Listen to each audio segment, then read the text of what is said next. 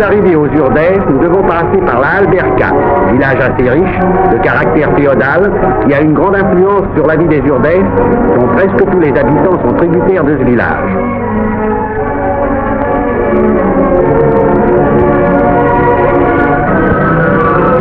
Voici l'église de la Alberca. Deux têtes de mort dans leur niche semblent présider aux destinées de ce village. Les maisons ont généralement 3 étages et leur architecture est peu fréquente en Espagne. Elles donnent aux rues un aspect moyenâgeux. Les maisons, pour la plupart, portent gravée au-dessus de la porte une inscription religieuse. Ave Maria, l'Immaculée qui conçut sans péché.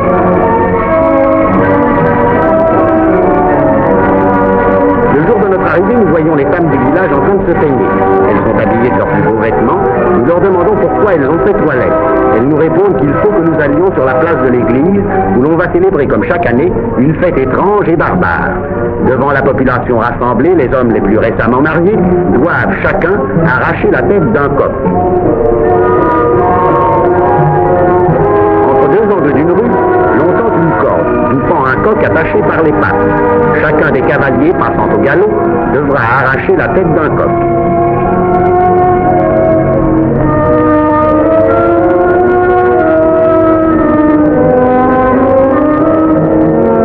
Après avoir triomphalement promené la tête du coq par les places et les rues du village, les nouveaux mariés offrent du vin à toute la population.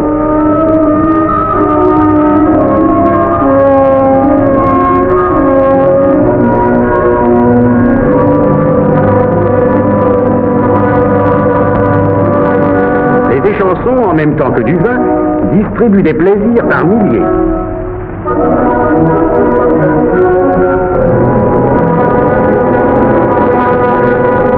Parmi la foule, nous apercevons cet enfant, richement orné de médailles d'argent. Bien que ce soit des médailles chrétiennes, nous ne pouvons nous empêcher de penser aux amulettes des peuples sauvages d'Afrique et d'Océanie.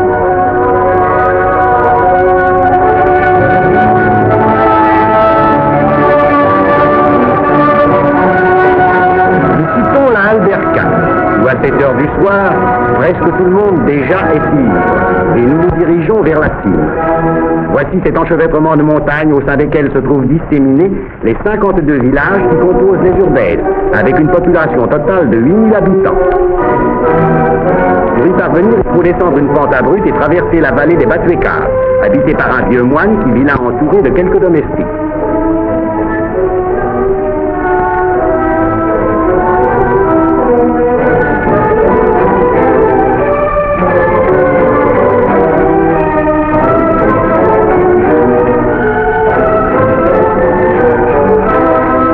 Cette vallée fut habitée 4 siècles durant par des moines, des carmes, qui prêchèrent la religion chrétienne dans les villages les plus importants des Urdèces. Les Batuecas ont conservé des vestiges d'une vie préhistorique intense. On a trouvé dans leurs cavernes des peintures d'une exécution savante, représentant des hommes, des chèvres et des abeilles.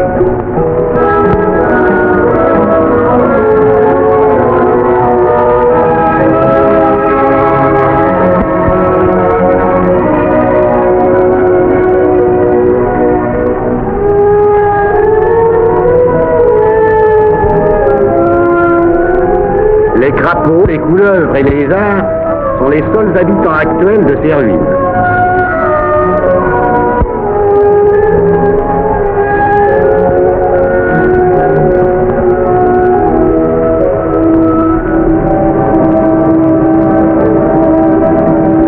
La végétation est d'une grande richesse. Plus de 200 espèces d'arbres croissent ici librement.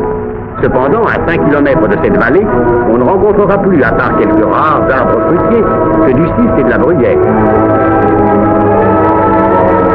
Le couvent est entouré d'une muraille de 8 km de pourtour, qui le protège contre l'attaque des loups et des sangliers. À l'intérieur de l'enceinte formée par la muraille, se dressent, disséminées çà et là, les ruines de 18 ermitages que signalent toujours un ou plusieurs cyprès.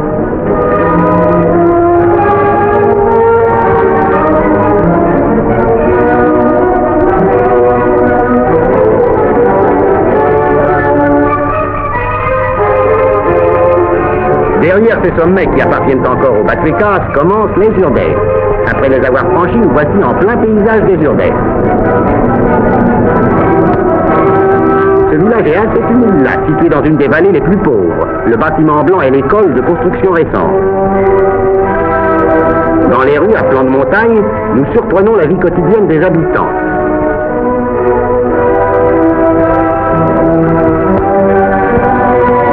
Détail curieux, dans les villages des Urdèces, nous n'avons jamais entendu une chanson.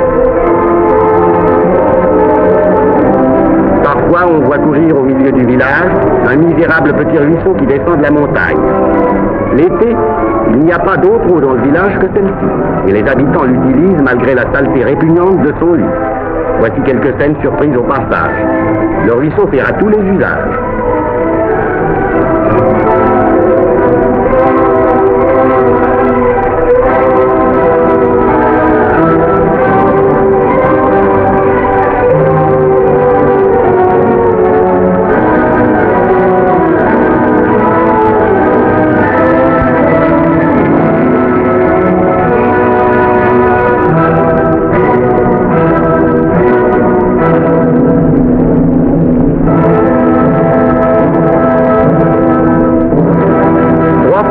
Un morceau de pain trempé dans l'eau. Le pain, jusqu'à ces derniers temps, était presque inconnu aux Urdèces. Celui-ci a été donné aux fillettes par le maître d'école qui, généralement, oblige les enfants à manger leur morceau de pain en sa présence, de peur qu'aussitôt rentrés chez eux, les parents ne le leur enlèvent.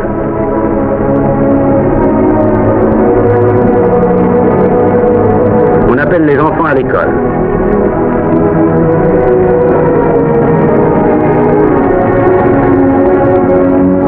Ces gosses déguisés qui vont pieds nus reçoivent le même enseignement que celui que l'on donne à tous les enfants qui fréquentent l'école primaire du monde entier. Les vêtements sont importés par les Jordanos qui émigrent pendant quelques mois de l'année sur les terres de Castille et d'Andalousie. Ils s'adonnent surtout à la mendicité. À leur retour au pays, ils partagent les lots de vêtements en échange de pommes de terre.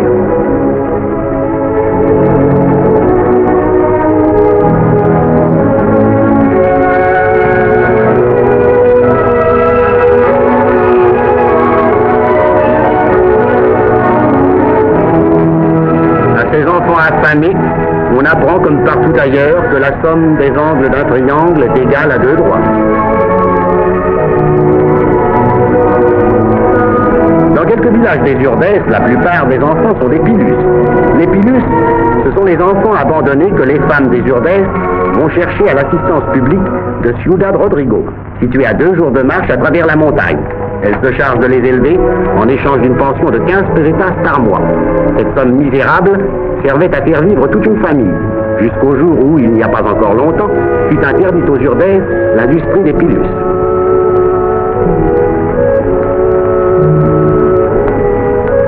Une image inattendue et choquante que nous découvrons dans l'école.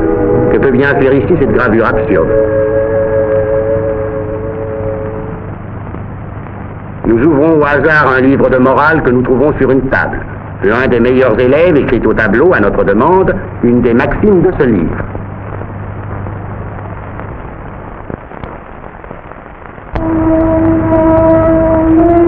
La morale que l'on enseigne à ces petits est la même que celle qui régit notre monde civilisé. Respecte le bien d'autrui.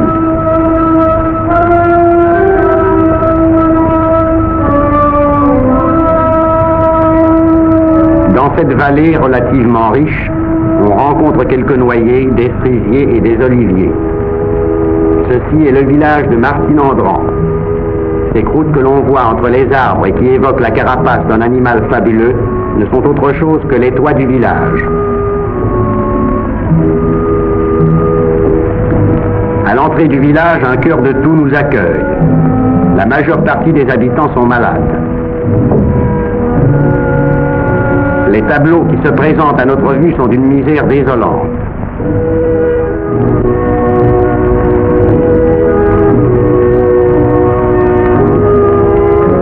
Le goitre est la maladie spécifique des Urdèces hautes qui constitue l'objet principal de ce reportage.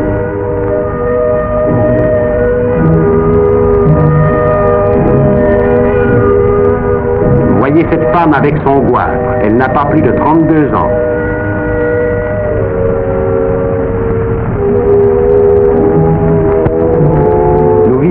village accompagné de l'alcade de Martine Andran.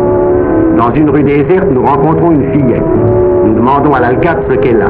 Il nous répond que depuis 3 jours, l'enfant reste là sans bouger. Elle doit être malade puisqu'elle se plaint, mais nous ne parvenons pas à savoir ce qu'elle a. Un de nos amis s'improvisant médecin s'approche d'elle pour s'informer de ce qui lui fait mal à la gorge. Il lui demande d'ouvrir la bouche et nous pouvons voir ses gencives et sa gorge enflammée. Malheureusement, nous ne pouvons rien faire pour elle. 2 jours après, nous sommes revenus dans ce village. Comme nous demandions de ses nouvelles, on nous a répondu que la fillette était morte. De quoi se nourrissent les habitants de ce pays stérile?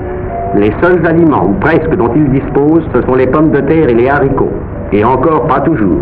En particulier au mois de juin et de juillet, il arrive que cette base même de leur alimentation leur fasse défaut. Leur alimentation carnée se compose uniquement de porc. Il n'y a que les familles riches, si on peut les appeler ainsi, qui possèdent un porc. Chaque année, on tue le porc, sa viande est dévorée en 3 jours. Aux endroits les plus fertiles, poussent des oliviers. Souvent, le fruit en est détruit par les insectes. La chèvre est l'animal qui résiste le mieux dans ces parages stériles. On réserve son lait aux malades graves, il trempe dans ce lait le pain que les mendiants ramènent de loin et que l'on garde lui aussi pour les malades.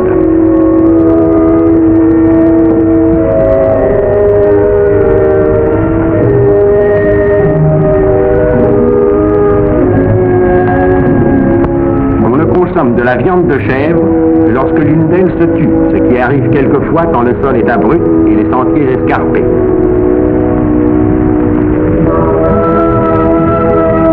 La principale industrie alimentaire des Urdèses est l'apiculture. Mais les ruches, pour la plus grande partie, n'appartiennent pas aux Urdanos. De plus, le miel que les abeilles extraient de la fleur de bruyère est très amer. Les propriétaires des ruches sont des gens de la Alberca. Ils ne laissent les ruches aux Urdèses que pendant l'hiver, qui est plus doux là que dans la province voisine de Salamanque. Au printemps, on transporte les ruches en Castille. À cette époque, il est courant de rencontrer une ou plusieurs bêtes chargées de ruches et qui se dirigent vers la Castille. Un jour, nous rencontrons cette âne, avec son chargement de ruches, que 2 Urdanos conduisent vers Salamanque. Un peu plus tard, tandis que nous mangeons tranquillement, nous entendons appeler au secours. Les Urdanos avaient attaché l'arbre, duquel une ruche était tombée, et l'animal avait été ensuite attaqué par les abeilles. Les mouvements désordonnés qu'il faisait pour se défendre provoquèrent la chute des autres ruches, et des essaims d'abeilles se précipitèrent sur lui. 1 heure après, l'animal était mort. 1 mois avant notre arrivée, 3 hommes et 11 mulets avaient été tués de la même façon.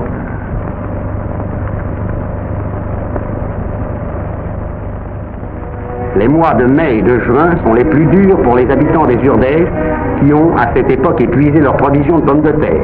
Ils se nourrissent alors de cerises, et comme la faim les empêche d'attendre qu'elles soient mûres, ils les mangent vertes, ce qui leur donne la dysenterie.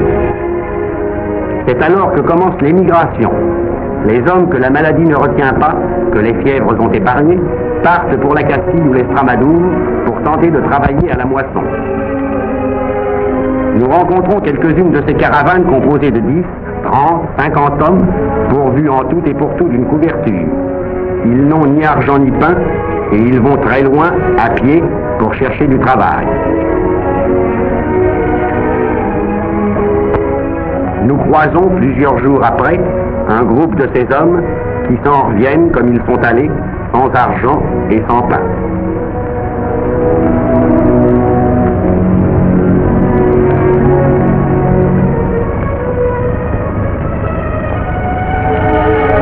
Nous voici maintenant à l'un des points essentiels de ce reportage.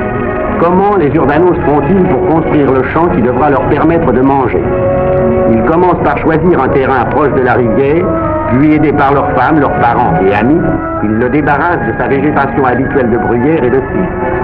Les outils de travail sont toujours rudimentaires, une pioche et une pelle. Ils ne disposent pas d'autres instruments pour labourer. La charrue est inconnue dans la plupart des villages des Urdèses. Une fois que le terrain est défriché, ils élèvent des murs de pierre posés l'une sur l'autre sans mortier. Ce mur protégera le champ des inondations hivernales. Quand le mur est construit, il leur faut aller chercher la terre végétale dans la montagne. Ils en emplissent leurs sacs qu'ils transportent ensuite à travers les ronces jusqu'à leurs champs. Ce travail les occupe généralement plusieurs semaines.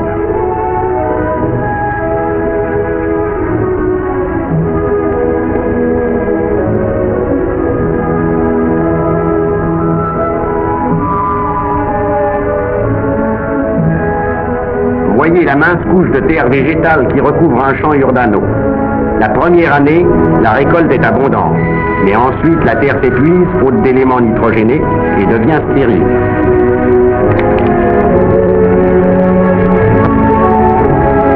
Tous les champs des Urdèses ont la forme d'étroites bandes de terre en bordure de la rivière.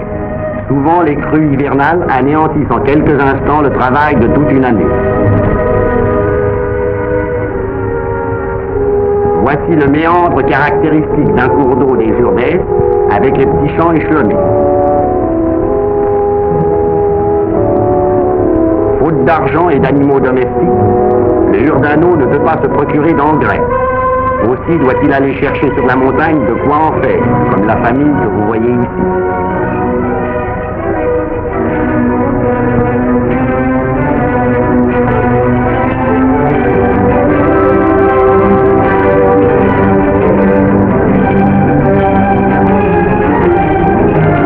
Les chemins sont difficiles et les chaussures sont rares.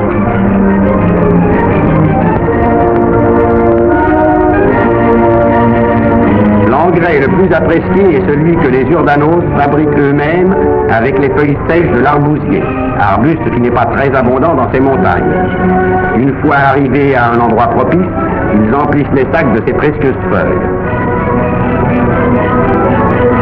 Mais en ces endroits, la vipère est un animal très répandu. L'un de ces paysans a été piqué au doigt il y a quelques jours par une vipère en cueillant les feuilles d'arbousier. La morsure n'est presque jamais mortelle de soi-même.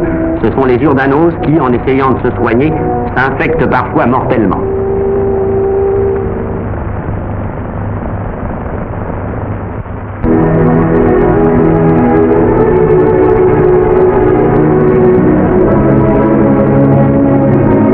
La cueillette des feuilles est terminée, le paysan s'en retourne au village et répand le contenu de son sac à l'intérieur de la maison. Sur ces feuilles, bêtes et gens mêlés se coucheront. Les feuilles se décomposeront lentement et quelques mois après, ils s'en serviront comme engrais.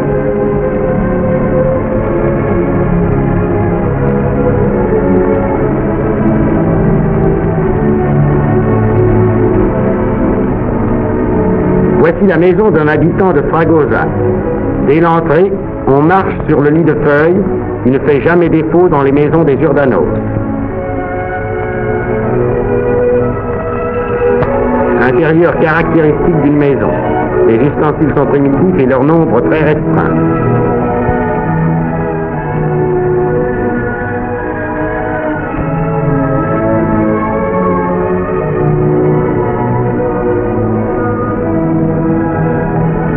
La fumée sort des maisons par où elle peut.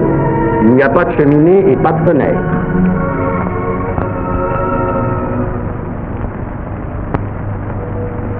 En été, les cours d'eau sont presque à sec. Et ce fait est à l'origine du paludisme, transmis par le moustique Anophèle. On peut dire que tous les Urdanos sont paludiques. Cette maladie est à présent combattue par les médecins des 3 factories des Urdèses. La larve doit monter à la surface de l'eau pour respirer. Si elle se tient parallèlement à la surface, c'est une larve d'Anophèle. Si elle se tient perpendiculairement à la surface, c'est une larve de Culex, moustique inoffensif. L'Anophèle adulte se trouve dans toutes les maisons urbanas.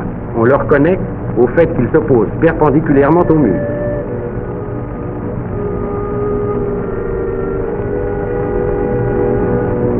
Voici le résultat de la piqûre de l'Anophèle. Un homme attaqué par la fièvre assis près de sa maison.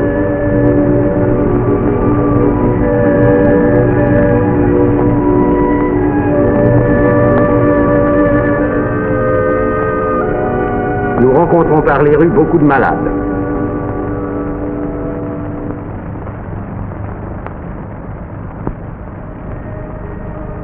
Cette malade couchée sur son balcon ne se doute pas de notre présence. Les balcons comme celui-ci, ou de toute autre sorte, sont rares dans la plupart des villages des Urdèses.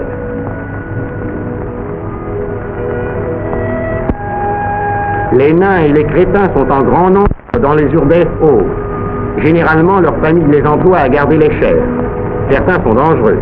Ou bien ils fuient l'homme, ou bien ils attaquent à coups de pied. On les rencontre dans la montagne vers la tombée de la nuit, alors qu'ils regagnent le village. Et nous eûmes de grandes difficultés pour arriver à filmer quelques-uns d'entre eux. Le réalisme même d'un Zurbaran ou d'un Ribera reste encore bien au-dessous d'une telle réalité. La dégénérescence de cette race est due principalement à la faim, au manque d'hygiène, à la misère et à l'inceste. Le plus petit que vous voyez ici a 28 ans.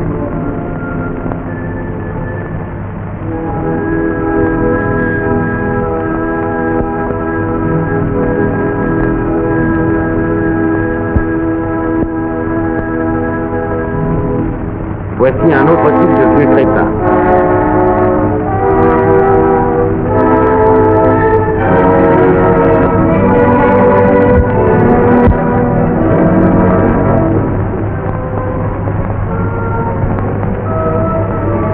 Un autre crétin.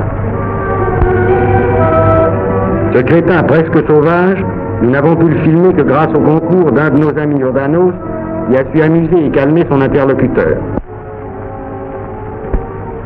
Un jour, nous voyons un groupe de gens devant la porte d'une maison. Un enfant venait de mourir. La mère.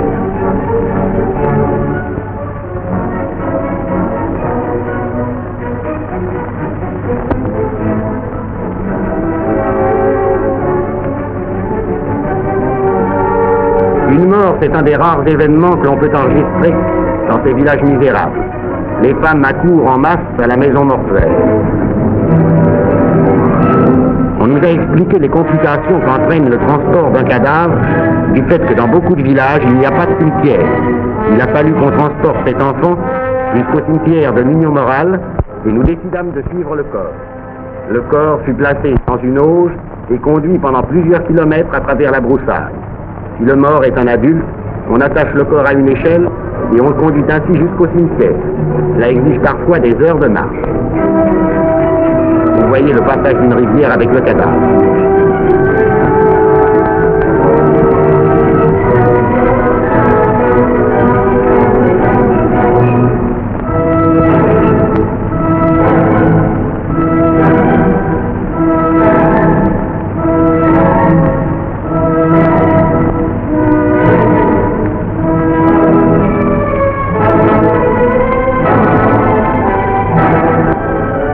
Ce cimetière nous montre qu'en dépit de la grande misère des urbanos, leurs idées morales et religieuses sont les mêmes que dans toute autre partie du monde.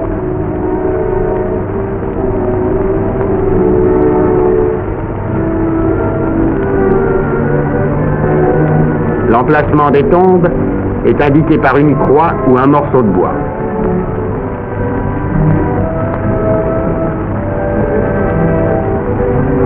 La seule chose luxueuse que nous ayons rencontrée aux Urbex, ce sont les églises.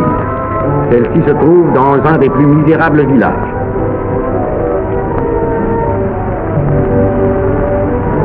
Un intérieur parmi les plus confortables. Il y a ici le père, le fils, la bru et les deux petits-enfants. Au mur, la présence de ce papier découpé et l'alignement des couvercles attestent un certain sens de la décoration. Dans quelques villages, une femme parcourt les rues la nuit. C'est la criée de la mort. Elle va, agitant une sonnette, et parfois s'arrête pour psalmodier une prière. Tous les habitants d'une maison urbana vivent dans la même et unique pièce.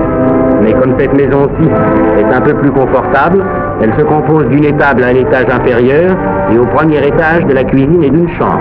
Exceptionnellement, il y a un lit.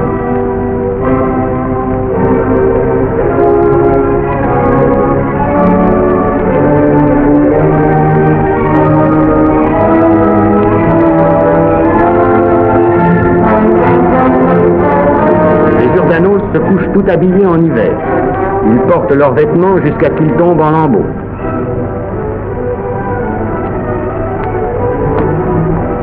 Voici ce que dit cette femme. Il n'y a rien qui tienne mieux en éveil que de penser toujours à la mort. Réciter un Ave Maria pour le repos de l'âme de... Après un séjour de 2 mois dans les Urdes, nous quittons le pays.